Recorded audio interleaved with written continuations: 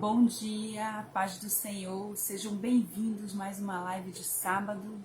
Para quem não me conhece, meu nome é Lidiane, todo sábado eu estou aqui com vocês às 7 da manhã trazendo mais uma palavra de Deus e sobre as coisas que Deus tem feito na minha vida, tem ministrado no meu coração, algumas revelações sobre a sua palavra, sobre o que Ele quer para cada um de nós, o que é o melhor para nós. Porque Deus, Ele personaliza o seu direcionamento conosco, o que devemos fazer, que atitude devemos tomar, como devemos nos conduzir dentro da palavra do Senhor, trilhando esse caminho da fé. Peço que vocês compartilhem esse vídeo para que ele viralize e que vocês visitem o meu canal Filosofando com Deus lá no YouTube para que eu possa futuramente fazer o vídeo ao vivo lá, porque até então tem pouco engajamento, então não estou podendo fazer o vídeo ao vivo. Então eu peço que vocês compartilhem, por favor, esse vídeo. A nossa live de hoje vai falar sobre como nós devemos receber as pessoas em nossas vidas, de que maneira, de que forma, onde devemos encaixá-las, que tipo de intimidade, que tipo de aproximação, que tipo de relacionamento nós podemos ter, e como nós podemos nos comportar com diversas pessoas, porque nós temos diversidade em nossas vidas, são pessoas que entram em nossa vida, que vêm de todo jeito, de toda forma, e a gente também tem que saber ser criterioso com isso. Lá em 2 Timóteo, capítulo 3, verso 14, ele fala assim, tu, porém, permanece naquilo que aprendeste e de que foste inteirado, sabendo de quem tens aprendido. Se a gente aprende de Deus, é logicamente que nós somos prudentes, Que destes a tua meninice sabes as sagradas escrituras, que pode fazer-te sábio para a salvação pela fé que há em Cristo Jesus.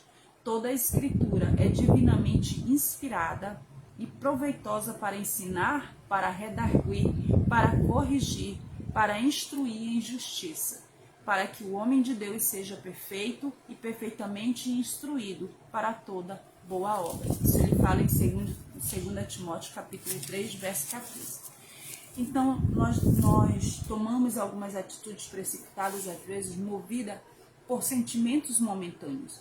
E Deus quer que nós sejamos prudentes, devemos consultar a Ele em tudo que formos fazer. Em Isaías, capítulo 39, você vai ver uma figura desse tipo de sentimento momentâneo e que gera uma imprudência, Ezequias, ele recebeu presentes. Eu vou ler o texto para vocês entenderem o desenho que eu vou fazer, que eu vou falar aqui. E é importante que vocês tenham em mente que primeiro a gente tem que ir à luz das escrituras para poder ser revelado a gente o que fazer. Capítulo 39 de Isaías. Naquele tempo enviou Merodach Baladã, filho de Baladã, rei da Babilônia. Então só por aí você já sabe que era um rei que adorava deuses. Para vocês entenderem o desenho de tudo isso, ele era um deus, um adorador de deuses pagãos. Rei de Merodach da Babilônia enviou cartas e um presente a Ezequias, porque tinha ouvido dizer que havia estado doente, que já tinha convalescido, ou seja, curado, Ezequias se alegrou com eles e lhes mostrou a casa do seu tesouro, a prata, o ouro, as especiarias, os melhores ungüentos, e toda a sua casa de armas, e tudo quanto se achava aos seus tesouros. Coisa nenhuma houve, nem em sua casa, nem em todo o seu domínio, que Ezequias não lhe mostrasse. Então o profeta Isaías veio ao rei Ezequias e lhe perguntou, que foi que aqueles homens disseram e de onde vieram ter contigo? Respondeu Ezequias, de uma terra remota, vieram ter comigo de Babilônia. Ele ainda perguntou, que foi que viram em tua casa? Então o homem de Deus perguntou, o profeta Isaías perguntou a Ezequias o que esse homem, esse visitante tinha visto na casa dele. E ele falou, ele viu tudo, Viram tudo quanto há em minha casa, coisa nenhuma há nos meus tesouros que eu deixasse de lhes mostrar. Então disse Isaías a Ezequias, ouve a palavra do Senhor dos Exércitos. Eis que virão dias em que tudo quanto houver em tua casa, juntamente com quem tesouraram teus pais até o dia de hoje, será levado para a Babilônia. Não ficará coisa alguma, disse o Senhor. Ou seja, aquele rei daquela terra que havia mandado essa visita, entre aspas, de cordialidade, iria fazer isso com ele. E dos teus filhos que de ti procederam e que tu gerastes, alguns serão levados cativos, ou seja, escravos, para que sejam eunucos no palácio do rei da Babilônia. Então disse Ezequias a Isaías: tua é a palavra do Senhor, que disseste, mas porque haverá paz e verdade em meus dias. Ou seja, isso iria acontecer, ele entendeu que isso iria acontecer depois da morte dele, né? Que nos dias que ele viveria ali, teria paz. Mas isso aconteceu a Ezequias porque ele teve uma atitude com sentimento momentâneo, ele não visualizou, ele não pensou, ele não analisou, não criou critérios para analisar aquele visitante. E parecia uma atitude inofensiva, porém isso estava abrindo portas para o inimigo, né? Marduk, ele era um adorador de deuses estranhos, né? E só por esse motivo já era dúvida suficiente essa relação de amizade. Ele já deveria, né, duvidar dessa amizade. E não era um bom motivo para Ezequias abrir as suas portas para ele e fazer aquela visita, né, mostrar tudo o que ele tinha, e ele se precipitou. Então Deus mandou um alerta para ele, né? E os presentes que ele mandou eram presentes duvidosos, de origem duvidosa, né? Ezequias não vigiou os detalhes e sofreu as consequências do seu ato. Ele deveria ponderar sobre aquela intenção real, né, daquele amigo, né, na questão, e levar em consideração o todo, criar critérios para estabelecer limites para esse visitante. E ele não estabeleceu, ele não foi prudente, né? Ele deveria se perguntar quais são as intenções reais desse rei, dessa visita. E ele ignorou isso, né? Nós vemos esse desenho aqui em Isaías capítulo 29. Então, a gente nunca deve ser imprudente nesse tipo de coisa. Outra coisa, nunca force uma aproximação em um relacionamento com quem decidiu não estar ou não ser íntimo de você. Às vezes a gente, por pura carência, faz isso, né? Às vezes a gente força uma aproximação em um relacionamento com quem realmente não está na mesma sintonia. Nunca força, né?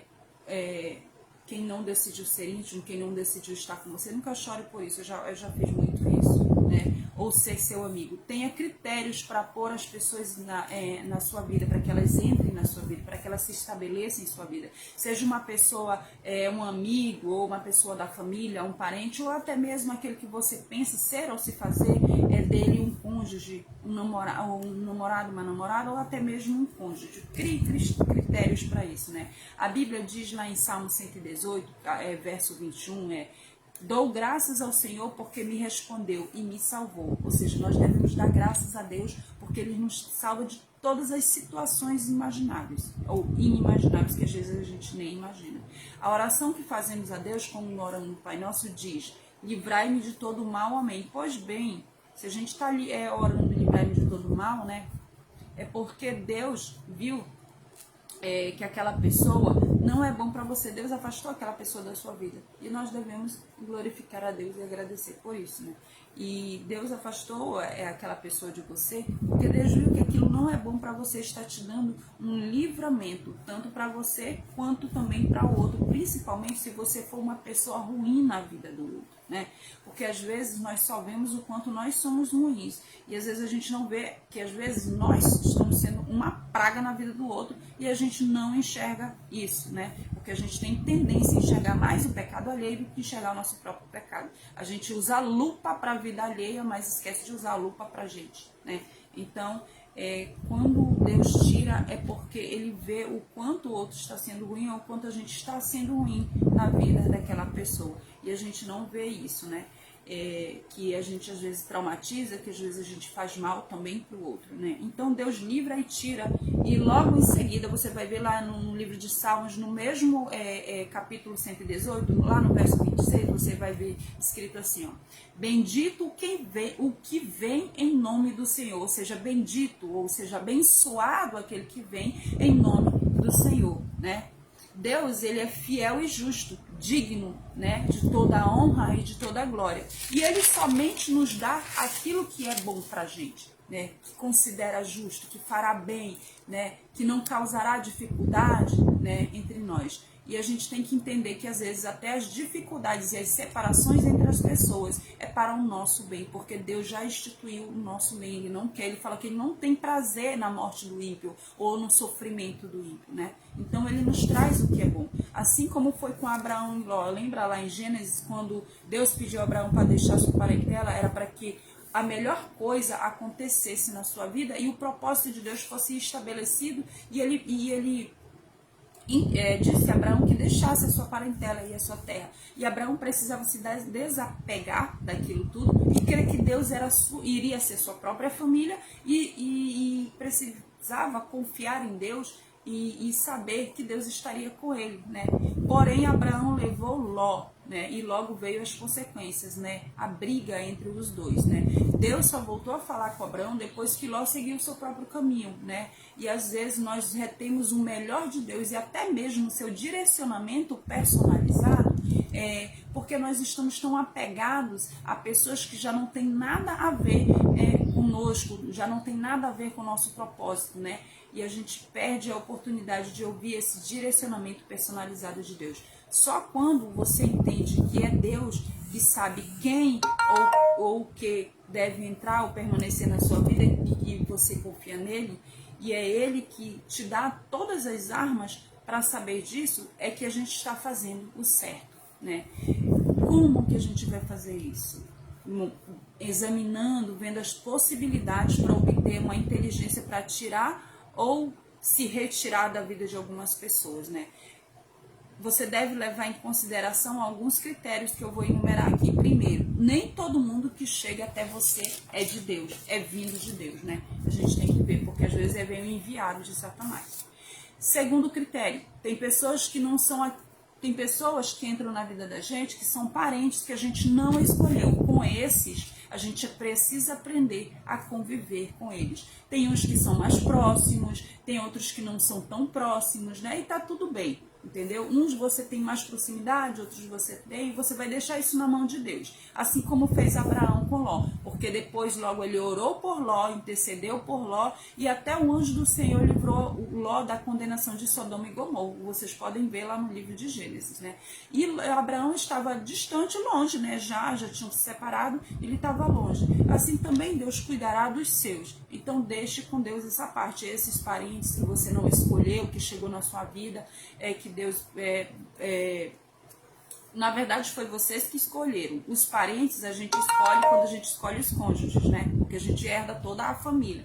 Mas já que você escolheu esse cônjuge e veio com esses parentes, então você tem que aprender a conviver com eles, né? Então tenha uma convivência harmoniosa. Ou pelo menos, lá ele fala em Coríntios, ele fala, tem de paz com todo mundo, segundo Timóteo, né? Terceiro, outras pessoas que você integra em sua vida ao longo dos anos, com essas pessoas você precisa agir com inteligência. Observe quem é a pessoa, que tipo de amizade se é um colega, se é um amigo, se você vai dar a ela um acesso a toda a sua intimidade, se essa pessoa é confiável, se ela tem boa índole, né? Observe a pessoa, faça uma leitura da pessoa. Selecione em que setor da sua vida essa pessoa pode ser encaixada. Você é quem determina. Veja os critérios, porque Deus te dá inteligência para isso. Porque dependendo de como ela vai permanecer em sua vida, não é ela. Entenda que não é ela que determina que setor da sua vida ela pode participar. Quem você determina o critério, quem determina o critério é você.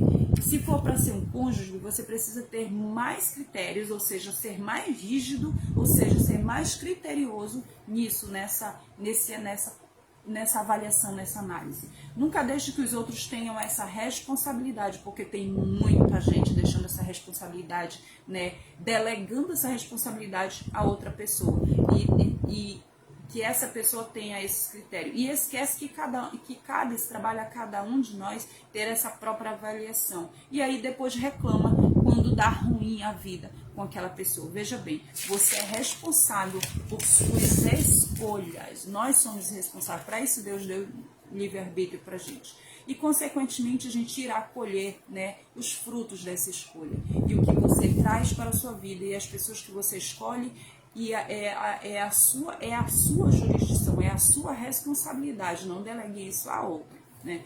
Cuidado. Estava no terceiro, né? Quarto, esqueci de colocar aqui. Pare de choramingar por quem não quer participar da sua vida. A gente tem mania por carência de ficar chorando por alguém que já saiu da nossa vida. Se a pessoa saiu, foi porque, lembre-se da oração, livre-me do mal, foi porque Deus permitiu. Então pare de choramingar por quem não quer participar da sua vida, porque já foi, Deus já levou, já fechou o ciclo, porque a gente abre ciclo e encerra ciclo. Já fechou o ciclo com aquela amizade, com aquela pessoa, com aquele trabalho, com aquele cônjuge, com aquela área de trabalho que você tem. Então pare de chorar por isso, né? Aprenda a ser grato a Deus e agradecer pelo que você tem agora, né? Então pare de choramingar por quem não quer participar da sua vida, né? Deixe isso, passou.